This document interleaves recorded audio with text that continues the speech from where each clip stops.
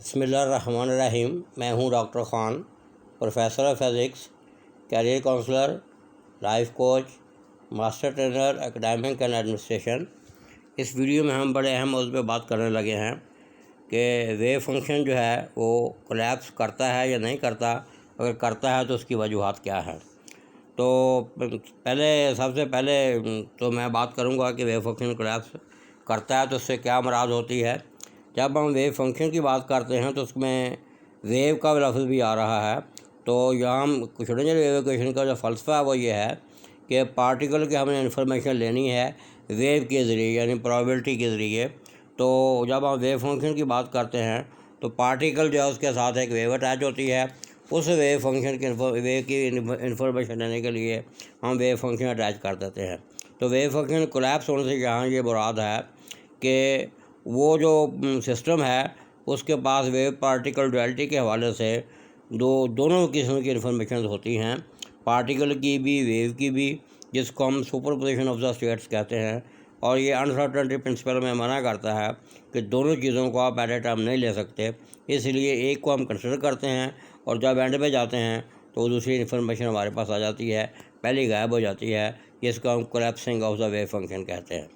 तो इसकी असल वजह ये होती है कि पार्टिकल के साथ जो वेव अटैच होती है वो एक स्पेसिफिक एरिया में जो है वो कंस्ट्रक्टिवली इंटरफेयर कर रही होती है। इसको हम प्रोबेबिलिटी डेंसिटी एरिया कहते हैं। और इसको वेव नहीं बल्कि वेव पैकेट कहते हैं, जिसकी ग्रुप वेलोसिटी जो है वो फेज वेलोसिटी के साथ जो पार्टिकल की वेलोसिटी होती है वो उसमें वो फंक्शन होता है। तो साफ ज़ाहिर है कोई भी इन्फॉर्मेशन लेने के लिए हमें आउटसाइड प्रोब जो है इस्तेमाल करनी पड़ती है। तो जैसे हम प्रोब इस्तेमाल करते हैं उसके साथ भी वेव अटैच होती है। तो यहाँ वो जो वेव बाहर वाली वेव है ये अंदर वाली वेव के साथ आउट फेज जाती है और ये दोनों वेव्स जो हैं वो डिस्ट्रक्टिवली इंटरफेयर करती हैं। इससे वेव वाला पोर्शन गायब हो जाता है और पार्टिकल वाला वो जो पोर्शन है वो हमारे पास आ जाता है।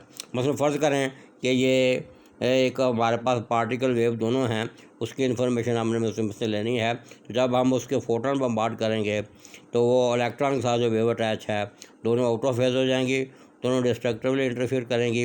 वेव पैकेट वाला पोर्शन गायब हो जाएगा, यानी वेव पैकेट खुल जाएगा और वो जो सिस्टम है उसकी जो पोजीशन ट्रांसफार्म होकर हमारे सामने आएगी वो सॉलिड पोजीशन आ जाएगी और वो कंसनट्रेटेड होगी, यानी वो पार्टिकल की इन्फॉर्मेशन हमें दे देगा।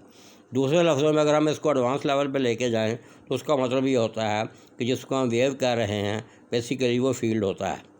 तो जो प्रोब हमारे पास आती है ऊपर से उसका भी फील्ड होता है और वो जो उसका अपना लोकल फील्ड होता है वहाँ तो वो फील्ड जो है वो कंस्ट्रक्टिवली इंटरफेयर कर रहा होता है प्रोबेबिलिटी डेंसिटी की शक्ल में। लेकिन बाहर से जो प्रोब का फील्ड है वो दोनों जो हैं उसमें आउट ऑफ फेज हो जाते हैं। इस तरीके से फील्ड इंटरेक्शन की वजह से फील्ड कैंसिलेशन होती है, वेव पोर्शन डिसअपीयर हो जाता है और पार्टिकल पोजीशन हमारे पास सामने जाती है। इसको हम कहते हैं collapsing of the wave function. अब ये असल में होता है या नहीं होता उसकी बाद में बात करते हैं, लेकिन ये जब भी मैंने बात की है ये पहले मैं वीडियो बना चुका हूँ, ये स्लाइडें आपके सामने मैं गुजार रहा हूँ कि वेव फंक्शन क्या होता है, इसकी प्रॉपर्टीज़ क्या हैं। और ये अभी जो मैं बात कर लगा हूँ वेव फंक्शन कैसे कोलैप्स होता है, एक स्लाइड आपके सामने इसमें वो इन्फॉर्मेशन है। इससे पहले एक मैं मिसाल आपको देना चाह रहा हूँ कि फ़र्ज़ करें आपके पास एक एयरप्लेन है और उसका प्रोपेलर जो है वो बड़ी स्पीड से स्पिन कर रहा है। तो वो जो जब स्पिन कर रहा है तो प्रोपेलर के जो ब्लेड हैं आप इनको समझें कि वो इलेक्ट्रॉन है और प्रोपेलर जो है वो उसका जो है वो आप समझें कि एटम है, सिस्टम है, जिसमें इलेक्ट्रॉन की इन्फॉर्मेशन की हम बात करना चाह रहे हैं। तो जब वो बहुत तेज़ी से स्पिन कर रहा होता है तो उसमें वो जो ब्लेड हैं वो कहीं भी हो सकते हैं। इसी तरीके से एटम के अंदर इलेक्ट्रॉन की पोजीशन क्लाउड में कहीं भी हो सकती है। लेकिन जैसे ही वो जो है जो स्पिनर है वो जो है बंद होता है, जहाज़ के ब्लेड जो है स्पिनर वो बंद कर देते हैं हम, तो वो ब्लेड अपनी अपनी जगह पर नज़र आते हैं, क्लाउड ख़त्म हो जाता है और वो हमें इन्फॉर्मेशन मिल जाती है। तो ये जो हमारी स्पिनिंग की बात थी इसको हम कहते हैं collapse of the wave function, कि वो जो वेव को असल जो चीज़ थी जैसे वो बंद हुई है वो चीज़ें एक्स्ट्रा जो थी वो निकल गई हैं और उसके बाद जो असल इन्फॉर्मेशन थी हमारे सामने आ गई है। ये एक बड़ी आइंस्टाइन बबल इसको कहते हैं, ये बड़ी खूबसूरत मिसाल है। आइंस्टाइन इस किस्म की मिसालें जो मौजूदाती किस्म की दिया करता था।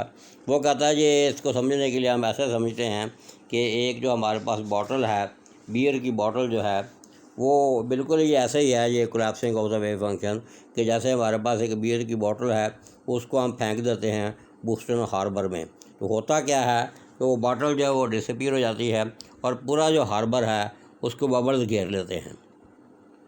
क्वांटम बबल जो है, जो क्वांटम रिपल की तरफ इशारा उसका, कि वो स्प्रेड आउट हो जाते हैं।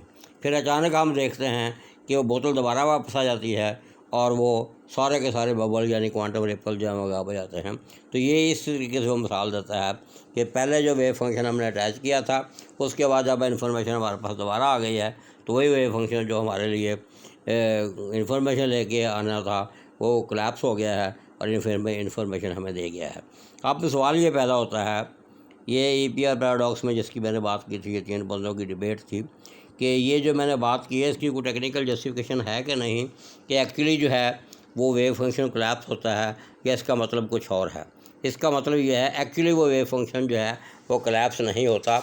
उसकी वजह ये है कि जब हम कोलैप्सिंग ऑफ वेव फंक्शन की बात करते हैं या वेव पैकेट को हम कहते हैं कि वो ओपन हो गया है, तो वो हमारा इल्म होता है सिस्टम के मतलब जो एक्शन में होता है, यानी सिस्टम की जो मौजूदा हालत है उस इल्म की हम बात करते हैं, वो कोलैप्स होता है। जबकि रियल सिस्टम जो फिज़िकल सिस्टम है वो वैसे ही रहता है, यानी जो इन्फॉर्मेशन हमें चाहिए वो उसको कुछ नहीं होता, वो कोलैप्स नहीं होती। उसके साथ हमने जो एडिशनल हेल्प जो है वो लगाई होती है वो कोलैप्स होती है। इसको फिज़िक्स में अगर आप समझें, मॉड्यूलेशन डी मॉड्यूलेशन को ज़हन में लाएँ तो चीज़ आपको वो समझ आ जाएगी। उसकी वजह यह है कि होता एक्चुअली क्या है कि जब हम किसी चीज़ की मेजरमेंट शुरू कर देते हैं तो उसमें इंस्टेंटेनियस और डिसकंटिन्यूस जो है वो कोलैप्स होती है वेव फंक्शन की, यानी फौरी तौर पे वो जो है वो नया रूप धार लेता है। ये हम कह सकते हैं कि हमारा जो वेव फंक्शन है वो एक्चुअली कोलैप्स जिसको हम कहते हैं वो एक नया रूप धार लेता है। या सादा लफ्ज़ों में ये कहें कि वो सुपरपोजिशन ऑफ द स्टेट जो थी दो, यानी पार्टिकल और वेव की, उसमें वेव नेचर जो है वो जब हमने उसको ऑब्ज़र्व कर लिया है तो वेव नेचर गायब हो गई है, पार्टिकल नेचर हमारे सामने आ गई है। तो इस तरीके से जिसको हम कोलैप्स कहते हैं वो एक्चुअली कोलैप्स नहीं है। यहाँ एक मुझे बड़ा खूबसूरत शेर याद आ रहा है, अगर आज़ाद हो तो, कोई आता है कोई जाता है, महफ़िल का है रंग वही, साक़ी की नवाज़श जारी है, मेहमान बदलते रहते हैं। यानी मेहमान खाना भी उधरी है, आने जाने लोग भी उधरी हैं, सिर्फ लोग बदल रहे हैं, ना मेहमान खाने को कुछ हुआ है और ना आने जाने लोगों में कमी आई है। इस किस्म की ये कोलैप्स से मुराद है। अब इसको टेक्निकल समझने के लिए हम ये कहते हैं कि हमारा जो इनिशियल वेव फंक्शन है हम उसको फ़र्ज़ करते हैं कि वो रिटार्डेड वेव फंक्शन है, ये और यानी बैकवर्ड वेव फंक्शन कह लें। रिटार्डेड का मतलब वो जो स्लो वेव फंक्शन है, और जो हमारे पास उसका कॉम्प्लेक्स कॉन्जुगेटर साई स्टार, उसको हम कहते हैं एडवांस वेव फंक्शन है। ये दो वेव फंक्शन हो गए, एक असल वेव फंक्शन, एक उसका कॉम्प्लेक्स कॉन्जुगेट वेव फंक्शन। तो जब हम प्रोबेबिलिटी डेंसिटी की बात करते हैं, जब हम दोनों को मल्टीप्लाई करते हैं तो उसमें होता क्या है कि दोनों की साथ जो स्टैंडिंग वेव हैं वो स्टैंडिंग वेव सुपर इम्पोज हो जाती हैं, और सुपर इम्पोज होकर क्या करती हैं कि जहाँ जहाँ वो कंस्ट्रक्टिव इंटरफेयर करती हैं वहाँ पे वो इन्फॉर्मेशन हमारे पास रह जाती है, और जहाँ पे वो डिस्ट्रक्टिव इंटरफेयर करती हैं वहाँ से उन्हें इन्फॉर्मेशन गायब हो जाती है। यानी क्वांटम मैकेनिक्स में पार्टिकल वेव दोनों की प्रोबेबिलिटी +/- होती है, और जब एक चीज़ वहाँ से उड़ जाती है तो वही प्रॉपर्टी जो 50 प्रोबेबिलिटी 50 थी वो 100% बन जाती है। इस किस्म की यहाँ सिचुएशन है।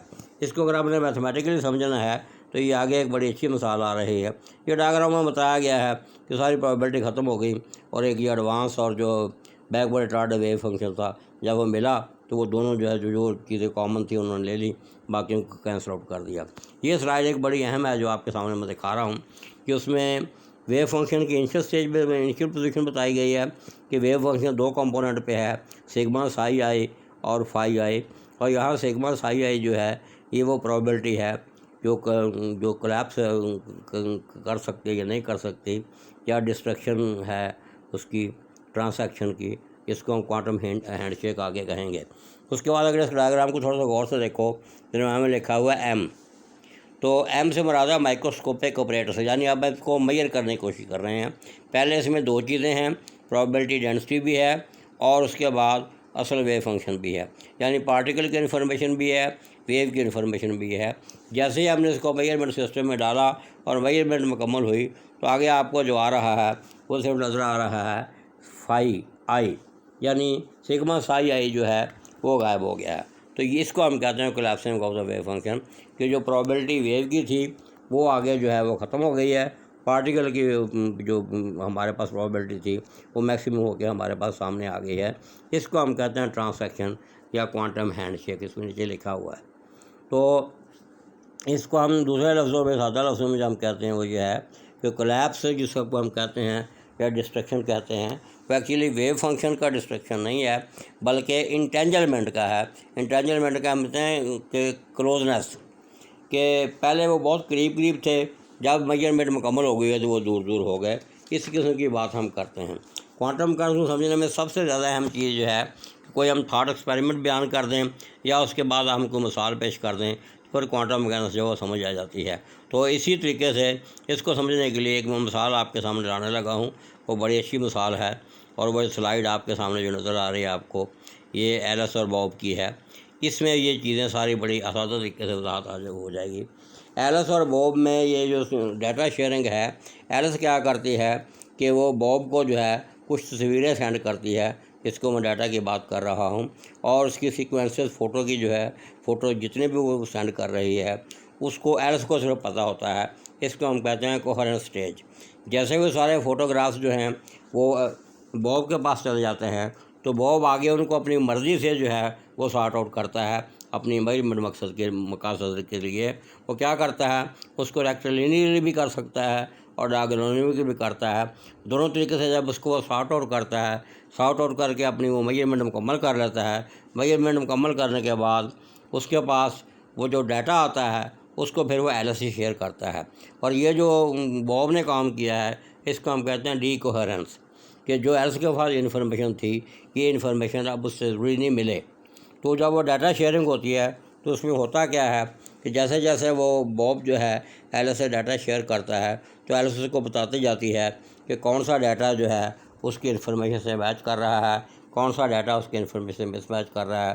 तो इस तरीके से उसकी प्रोबेबिलिटी जो है वो 50% डाटा मैच करता है, 50% मैच नहीं करता।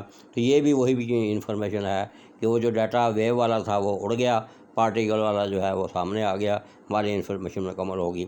इसीलिए हम क्वांटम मैकेनिक्स में कहते हैं कि क्वांटम मैकेनिकल सिस्टम को जब मेजरमेंट प्रोसेस में डालते हैं तो मेजरमेंट में उसकी प्रोबेबिलिटी जो है वो 50% रह जाती है। इसलिए हम क्वांटम मैकेनिक्स में अक्सर कहते हैं क्वांटम मैकेनिक्स में प्रोबेबिलिटी 50-50 होती है।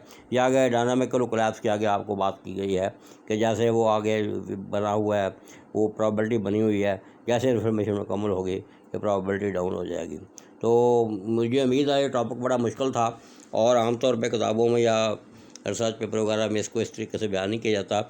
मैंने इसकी बड़ी अच्छी वजाहत कर दी है। इस उम्मीद के साथ इसके आप इसको जो है वीडियो को ख़ुद भी देखेंगे, अपने तलबा तालबात को भी, ख़ासतौर पे मेरे स्टूडेंट जो हैं, अपने स्टूडेंट को भी रिकमेंड करेंगे, कोलीग को भी रिकमेंड करेंगे, और इस वीडियो को पहले से ज़्यादा पज़ीराई मिलेगी।